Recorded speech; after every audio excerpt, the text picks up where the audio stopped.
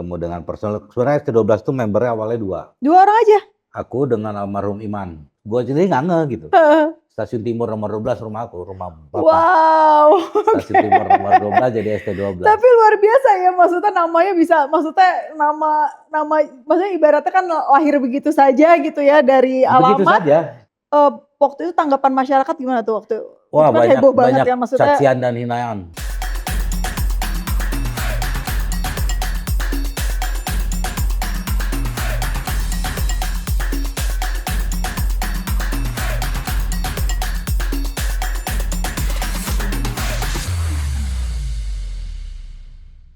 Halo Sobat Hirarki Insight, kembali bersama saya Hira Syahir di Hirarki Insight. Bagaimana kita bisa melihat perubahan data menjadi insight. Kali ini saya memakai baju dari Noah Everyday, I wear Noah Everyday. Buat teman-teman yang mau melihat koleksi dari Noah, bisa dilihat di Instagramnya atau di marketplace Noah Everyday. Dan kali ini kita kedatangan seorang tamu yang luar biasa banget. Memang ya Bandung itu full sama orang-orang kreatif dari zaman dulunya sampai dengan sekarang. Dan kali ini kita ada kedatangan Kang Pepep dari ST12. Aduh Akang. Jangan dari dulu dong. Oh, dari dulu deh. Ini ya maksudnya Gen zaman Z. sekarang. Gen Z. Oke, Gen Z. Nah, kita seumuran ya. Seumuran. Dari dulu tua banget ya. Kita masih umuran sih. Tapi ST12 kalau teman-teman yang tahu lagu-lagu ST12 kayaknya gimana ya Kang? Berarti tahu nih asal muasalnya. Iya. Ketahuan dong. Ya nggak apa-apa, kalau 2005 ST12 minimal aku kelahiran tahun 89. Oh ya. tetap kortingnya loba ya tambah Kang. Aduh Kang Pepep. Kang Pepep Ya. ini adalah, boleh nggak sih kalau aku bilang Kang Pepep adalah otak dari ST12? Insya Allah. Wah, boleh cerita nggak Kang asal muasal terbentuknya ST12, kapan, bagaimana, sampai akhirnya terjadi tuh, maksudnya sampai akhirnya. Ya, ST12 memang dulu ada base camp di Bandung namanya Jalan Stasiun Timur nomor 12. Jalan apa? Stasiun Timur nomor 12. Di dekat stasiun? Iya, rumah aku di situ. Oke. Jadi di situ ada studio rekaman, studio recording. Di situ juga banyak band-band yang udah jadi, kayak Naf juga ngumpul di situ dulu sebelum. Ini sebelum ST12 nih? Belum. Oke. Naf juga waktu itu belum jadi Naf, ngumpul di situ. Terus ada Kafein juga, teman-teman 5 Minute. Jadi memang teman-teman ngumpul di situ. Walau ST12 yang terakhir yang jadi justru dibanding. Jadi Akang memang dari dulu sebetulnya awal asal muasal dari punya tempat itu gitu, punya tempat rekaman. Iya, ada studio rekaman, studio latihan. Oke. Ya, kita sewain sound system, memang bergelut di Industri musik industri lah. musik lah. Oke. Sampai akhirnya 97 aku sempat rekaman dulu dengan Olive, sempat dipegang sama Blackboard Pak Iwan waktu itu. Kita ngeluarin satu single. Waktu itu kompilasi juga dengan band Gaya. Sempat keluar tahun 97 98, cuman nggak, keberuntungannya tidak di situ. Sampai akhirnya ya 2005 lah ngebentuk ST12, ketemu dengan personel. Sebenarnya ST12 tuh membernya awalnya 2. 2 orang aja? Aku dengan almarhum Iman. Oke. Almarhum Iman itu dulu gitaris Lochnes. Semua musisi di Indonesia tahu lah, karena dia di tahun 90-an dia udah ngeluarin banyak album pada zaman itu. Pada gitu. zamannya ya. Baru akhirnya ketemu Charlie, baru ketemu Pepeng. Kalau Pepeng sih sebenarnya teman lama aku juga. Iya. Di kafe dulu, main di kafe-kafe. Nah, terbentuklah jadi berempat. Dibentuklah ST12 karena saya Pepep dengan Iman udah punya pakem bahwa kita mau ngebentuk konsep pop Melayu. Sebenarnya kan gini, kalau kita mau bedah sedikit Melayu itu, dari zaman dulu konsep Melayu sebenarnya sudah banyak terjadi. Iya. Penyanyi slow rock Malaysia, slow rock Indonesia itu sebenarnya kan notasinya minor. Jadi kalau kita mau bedah bahwa konsep Melayu itu dominasi notasi minor. Notasi minor. Sebenarnya kayak zaman Konidio kan sebenarnya udah minor. Udah pop Melayu sebenarnya, pop rock Melayu. Cuma mereka mungkin belum mendeklar, kalau ST12 mendeklar bahwa kita adalah konsep genre pop Melayu. Pop Melayu. Melayu tuh nggak jauh dengan notasi identik dengan notasi minor. Oke. Gitu loh. Jadi itu juga berdasarkan observasi yang Pep coba baca, bahwa kebetulan di rumah banyak perpustakaan lagu, jadi kita compare dari beberapa lagu yang famous di Indonesia, ternyata nggak jauh berbeda, bahwa telinga Indonesia tuh nggak pernah jauh dari notasi minor.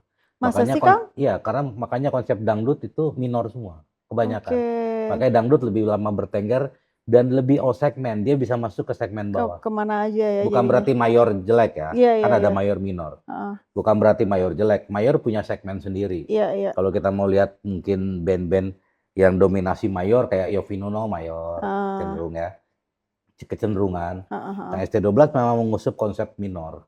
Nah, itu yang kita jaga, kita pertahankan. Cuman perbedaannya dengan band-band yang lain yang meledak, yang sebenarnya notabene adalah mereka punya landasan basic minor. Mm-mm. Cuman kalau di ST minornya dikentalkan dengan cara bernyanyi dicengkokin. Iya, iya, betul, betul, betul, betul, betul. Tapi kenapa keluar ide itu Kang di saat, maksudnya kalau mungkin waktu itu 2005, 2004, 2000, sebenarnya 2004 udah mulai ngegarap. 2004, 2005 lah, let's iya. say kita sebut. Itu kan ibaratnya band-band yang lagi terkenal itu kan Iya, pada saat itu bukan lagu itu, ada Peter maksudnya, Pan. iya, maksudnya lebih ke pop aja gitu Iya. kan, bukan pop Melayu kan sebenarnya. Karena PF punya konsep Apa adalah, memang ingin berbeda gitu? iya, karena PF dari dulu selalu dilatih untuk berpikir anti mainstream. Oh, jadi memang sengaja mencari Iya, yang berbeda karena ya PF Kak? sekarang pun juga ke teman-teman yang muda-muda junior, PF selalu menanamkan paradigma bahwa untuk menciptakan sesuatu jangan jadi follower, tapi jadi Iya, trendsetter. betul, betul, betul. Kalau kamu jadi follower, sampai kapanpun akan follower. Iya.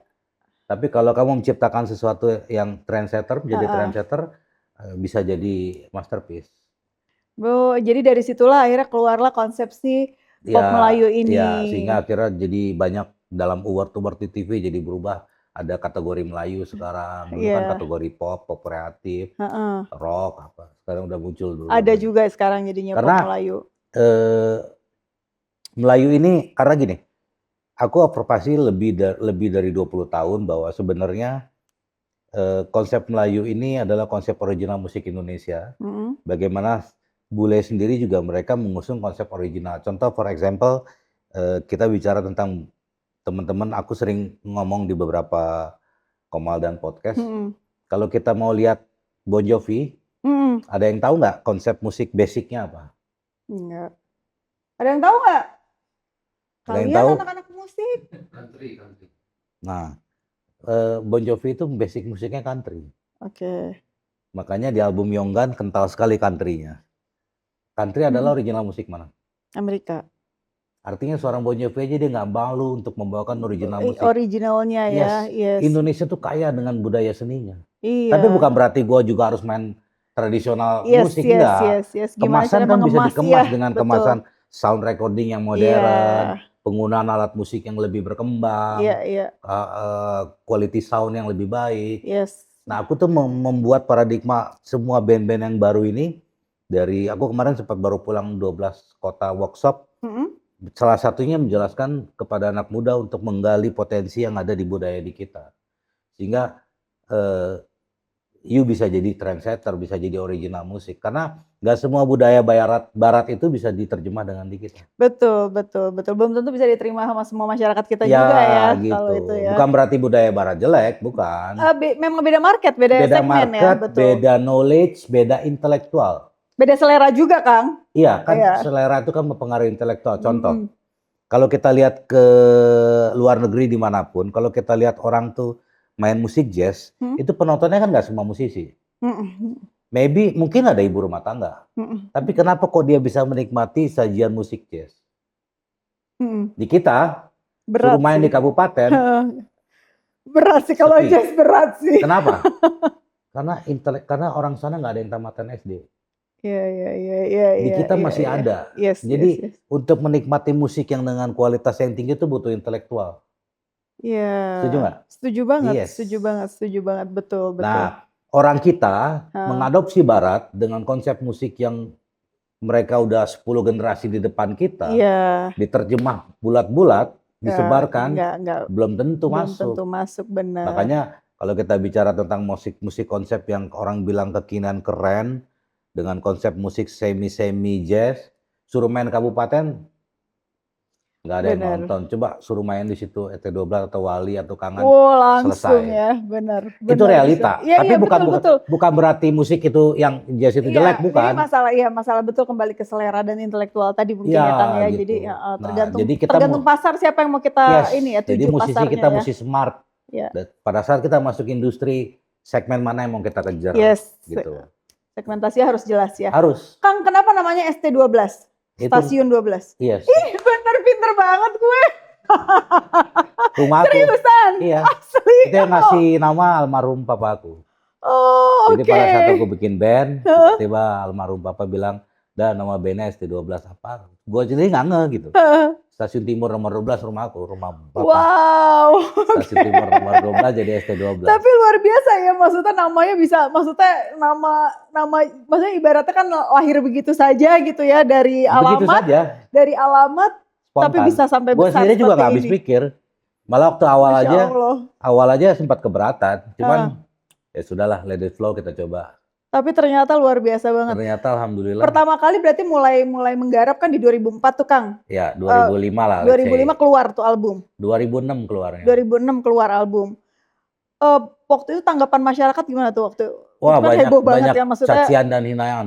awalnya. Ya karena Tapi Indonesia kan kan viral juga Kang saat itu Kang. sebelum viral kita dicaci dulu. Oh ya? Karena Indonesia tuh masih kulturnya masih bicara tentang segmented pride, keren-kerenan gitu. Ah, ini lagu apa nih gitu. Masih ada yang menganggap ini disangka Malaysia, masih Heeh, menganggap ini musik apa. heeh. Tapi seiring dengan waktu, kembali lagi kepada penikmat musik, kejujuran hati, ya mereka akhirnya bisa nikmatin dan nggak bisa dia pungkiri. Contoh, waktu aku pernah main ke Jogja ketemu dengan beberapa MD radio, aku Heeh. nggak sebut orangnya. Awalnya dia cerita, akhirnya kita ngomong intimate berdua sambil makan malam. "Pep, sorry ya," dia bilang. "Kenapa?" "Dulu radio gue nolak lu." Kan dulu radio zamannya segmented Iya, iya, kan. dulu belum ada medsos Ya, ya, jadi jadi benar-benar kita carinya oh ini lagu lo radio. nih masuknya di radio segmen Yes, ini gitu, segmen ini gitu. Tapi Pep, jujur gua ambil tuh, gua beli kaset, gua dengerin di mobil, "Anjing ini enak banget lagu," dia bilang. Sebenarnya, Jadi iya, sebenarnya cuma orang bicara, menikmati, iya, cuma masalah pride mungkin yes, ya. jadi cuma bicara masalah gengsi atau bicara Mhm. apa. Tapi kalau enak mah ya enak aja. Jadi Mhm. nggak bisa dipungkiri, akhirnya seiring dengan waktu nggak bisa ditahan juga. Terbantu juga dengan pembajakan waktu itu, Mhm. lagi marak, ya udah nggak bisa ketahan, Jadi akhirnya langsung boom tuh. langsung boom. Wah, gimana rasanya waktu itu Kang? Eh, ya nggak bisa diprediksi, unpredictable ya. Maksudnya, yaitu fitrahnya manusia, karena The Beatles pun juga nggak akan pernah menyangka kalau dia bakal jadi besar. Sebab talking about future kita nggak akan Nggak pernah tahu, tahu. iya betul. Jadi seorang Queen dan Rolling Stone pun juga dulu dia nggak akan pernah tahu kalau dia akan menjadi besar. Iya. Cuman ya memang seiring dengan waktu, untuk proses sukses kan butuh ikhtiar. Mhm. Ya ikhtiarnya udah kita jalanin puluhan tahun lah. Nah itu kan terbentuk 2005 dengan 4 personil Kang ya? 4 personil. 4 personil. Terus udah gitu dengan berjalannya waktu ada perubahan-perubahan personil. Ceritanya gimana 2005, tuh? 2006 awal kita mulai promo radio waktu itu. Mhm. Ini belum kedenger. Tapi udah mulai radio-radio udah mulai respon. Kita jalan tour untuk interview radio dari Jawa Barat sampai Jawa Timur. Almarhum Iman meninggal di Semarang. Di Oh lagi dalam, perjalanan tour tuh? iya, tour. Oke. Jadi pas selesai waktu itu kita habis dari Jawa Barat, Cirebon, Cikampek, Subang, radio tuh. Heeh. Waktu itu pas bulan puasa sebenarnya. Jadi kita lagi pada puasa, kebetulan kita mau ngejar ke Semarang. Mhm. Ya udahlah kita buka puasanya di Semarang. Akhirnya sampai Semarang tuh jam 10 malam. Jadi telat kita makan. Mhm. Dan yang kedua adalah gue nggak tahu juga kalau Iman ini punya riwayat hipertensi. Jadi gue nggak tahu, memang benar nggak tahu. Jadi begitu sampai Semarang makan soto Kudus, jeroan. Nah di situ udah mulai tensinya naik. Sampai akhirnya kita sahur, selesai sahur kita makan sahur. Nah di situ udah mulai sesak, ya jatuh di depan kita. Langsung kugotong, bawa ke mobil. Ketika juga mobil nggak bisa di starter. Karena aku tur tuh semua ongkos sendiri kan. ST12 jadi yang unik ini. ST12 itu album pertama memang donatur terbesar dari bokap. Semua biaya mulai dari pembuatan cover, pembuatan cetak CD, pembuatan apa segala macam, video klip, semua kita biaya sendiri. Bokap biayain semua gitu loh. Termasuk kita tur ke Jawa itu aku bawa mobil sendiri, aku nyetir sendiri. Diisinya cuma ada di mobil aku, Pepeng, Charlie, Iman, dan kru 1. Berlima aja? Iya, nyetir sendiri, ongkos sendiri, bensin sendiri. Iya, bener-bener perjuangan banget di Perjuangan awal ya banget Kang ya. gitu loh. Nah, sampai di Semarang, ya itu mobil tiba-tiba nggak bisa di-starter, padahal rumah sakit itu jaraknya cuma 500 meter. Oh deket, Iya, heeh. cuman begitu udah di Pangku itu nggak bisa di-starter, begitu kita bawa ke rumah sakit, terus kita pada di luar, terus tiba-tiba dokter manggil, "Siapa yang bertanggung jawab di sini?" Saya bilang, "Saya." Begitu masuk ke ruangan dokter ditanya, "Emang, almarhum si Iman ini punya riwayat apa?" "Oh, saya nggak tahu, Dok. Kita udah nggak bisa nolong tuh di belakang kamu, udah selang semua, Aduh ya udah Allah. lewat udah." Nah, itu yang membuat kita Sempet down Kang saat down, itu? sangat sangat down Pasti ya sangat di depan down. mata sendiri lagi Ya, aduh maksudnya kita iya berangkat kebayang sih berlima, itu. pulang berempat. Akhirnya hari itu juga, saya bilang, aku telepon orang tua papa, Heeh. sambil nangis juga, karena udah kalut juga nggak tahu apa yang harus diperbuat. Kata papa bilang, "Bokap, udah tenang kamu, suruh semua rumah sakit uruskan, mandiin, jenazahin, Heeh. antar ke Bandung." Jadi kita nganter ambulan, jadi Oh, berangkatnya dengan ambulan dengan ambulan iring-iringan. pulangnya itu maksudnya dari Semarang ke Bandung? Iya, dan waktu kejadian itu juga gue bingung, Waduh. mesti ngomong gimana. Aku bilang ke bokap, "Pah, tolong bantuin sampein ke keluarga." Heeh. Itu keluarga belum tahu, keluarganya Keluarganya almarhum. almarhum, heeh. Nah, akhirnya bokap lah nyampein sama kakakku yang paling pertama, Heeh. datang ke rumah Iman nyampein. Jadi aku beriringan dan Saat itu beliau umur berapa? Hah? Saat itu beliau umur berapa berarti? Beliau jauh di atas aku, dia lebih senior. Iya. Lebih senior, terus ya itu aku cuman, apa namanya, ya nganter tadinya berlima berangkat pulang jadi berempat dan di depan aku ambulan, aku nganter mereka aja. Dan uniknya lagi, maghrib itu ambulannya ngebul, jadi berhenti di tengah hutan. Oh, Pas waktu itu belum ada maghrib tol ya, Kang? belum, Iya belum ada tol. iya. Berhenti di tengah hutan, maghrib, ya kita ngerokok, sambil ngerokok, aku ngeliatin aja ke dalam ambulan gitu ada jenazah. Jasad beliau, heeh. Ya, ya itulah sampai Bandung tuh sekitar jam Tengah jam malam berarti ya? 8 Heeh malam heeh. kurang lebih ya. Karena waktu itu kita berhenti maghrib itu udah daerah-daerah udah masuk udah Mhm mhm. masuk mau Bandung lah. Dan begitu masuk Pasteur, ternyata situ udah ratusan motor teman-teman, almarhum yang Nunggu? sudah nunggu. Oh, Masya Allah, heeh. Jadi kita dikawal sama ratusan motor sampai ke rumahnya almarhum, dan di rumah almarhum semua pemain band dari junior maupun senior Heeh semua kumpul, ada semua. Termasuk pas band, bahkan malam heeh. itu juga pas band konser di Kesibu sempat mengeningkan cipta, sempat memberikan. Karena almarhum Iman ini termasuk musisi gitar yang smart, Yang yang memang sangat cerdas. dikenal ya, maksudnya Iya termasuk iya ini iya, juga dia ya. cerdas dan senior lah, gitu. Itu sekitar 2006 berarti, Kang? Kurang 2005, lebih ya 2006 ya? 2006 Heeh ya, heeh, 2006 2006 apa berarti ya? 2007 awal, gue juga lupa. Nah, dari situ maksudnya itu kan suatu hal yang sangat, pasti, sangat traumatik ya, maksudnya pasti sangat terpukul gitu kan ya? Iya, membekas lah. Pasti pasti. Nah, Kang Pepen sendiri waktu itu akhirnya maksudnya sempat vakum atau Aku sempat si trauma tadi, ST12-nya ini? yes, sempat trauma, Pasti patah hati sempat lah, pasti drop maksudnya lah. pasti ada patah Iya, hatinya kan di situ maksudnya sempat pasti drop sampai akhirnya seminggu kemudian, ayolah kita lanjut lagi karena begitu kejadian Imam almarhum itu mhm, kita cancel semua radio sampai Jawa Timur. iya Akhirnya mereka ngumumkan semua tuh bahwa terjadi, musibah iya, gitu. Nah, heeh, kita pulang kan, nah itu semua cancel, seminggu kemudian range ulang lagi, kita berangkat lagi pakai kereta api waktu itu. oke. Nah Nah itu itu personalnya berarti sisa 3? 3, 3 iya terus jadi maksudnya jalan dengan 3 iya dulu dengan nih? 3 Heeh sama kru 1. heeh. Ya kita berangkat bertiga sampai akhirnya, sampai Jawa Timur, terus ada lagi, itu kan selama 2 bulan ya perjalanan terus. Sampai akhirnya pas terakhir kita di Cirebon, kebetulan ada manggung di situ, dan itu juga di luar prediksi kita.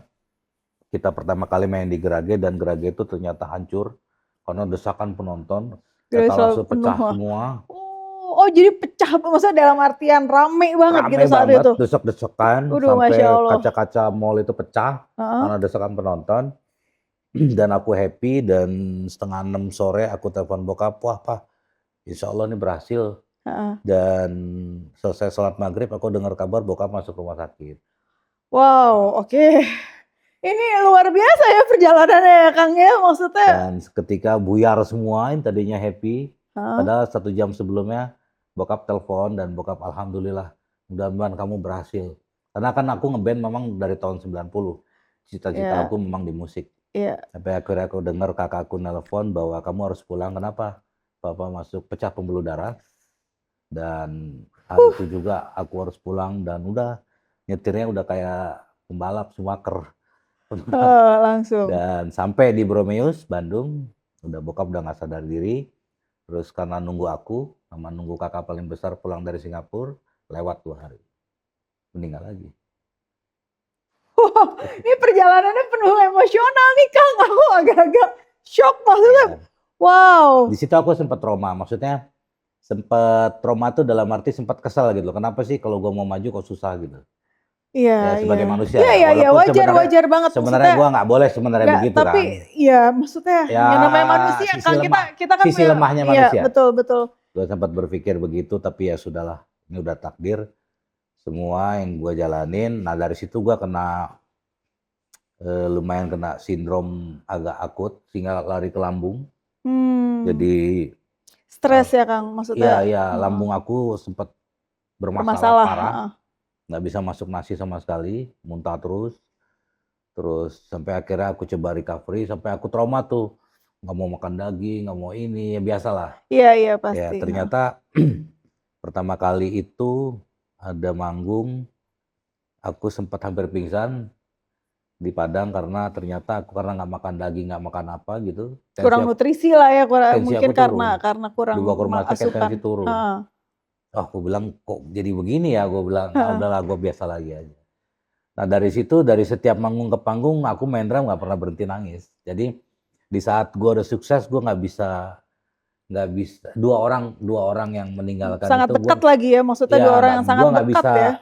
nggak bisa apa ya, nggak bisa ngasih kesuksesan ini ke mereka gitu. Tapi kan mereka bisa melihat Kang dari sana. Insya Allah. Makanya ST12 sukses, yang paling bahagia nyokap benar-benar aku jadikan seperti raja buat aku. Karena aku orang Sumatera itu kan identik dengan memuliakan ibu ya. Iya. Jadi ibu aku tuh udah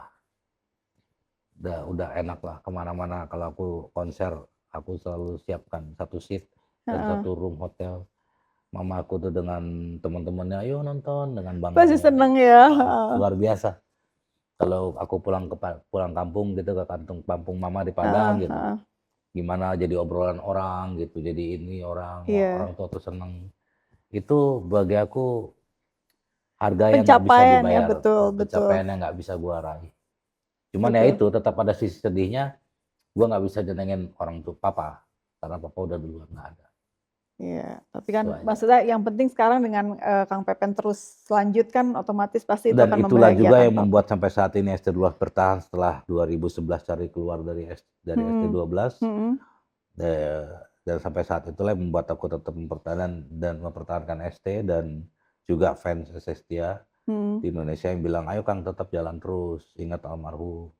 Ya sampai sekarang alhamdulillah ternyata begitu keluar Charlie kita dapat vokalis baru sebagai kontrak 1 tahun. Kita dapat 16 platinum di Asia, 4 negara waktu itu. Dengan vokalisnya waktu itu? Rido. Oke. Dengan single Putih-Putih Melati. Itu kita dapat 16 platinum di Asia Tenggara. Wow, oke. Keren banget ya. Alhamdulillah ada semua jejak digitalnya, ada semua.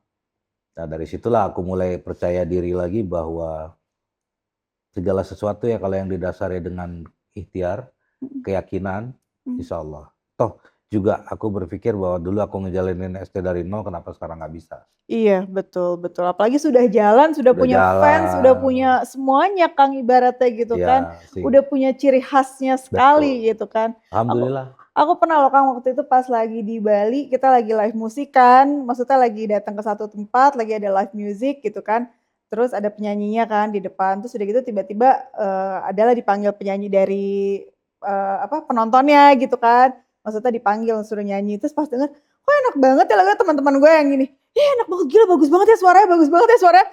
Pas aku lihat, loh ini kan Charlie, dia lagi nyanyiin lagu ST12. Kapan?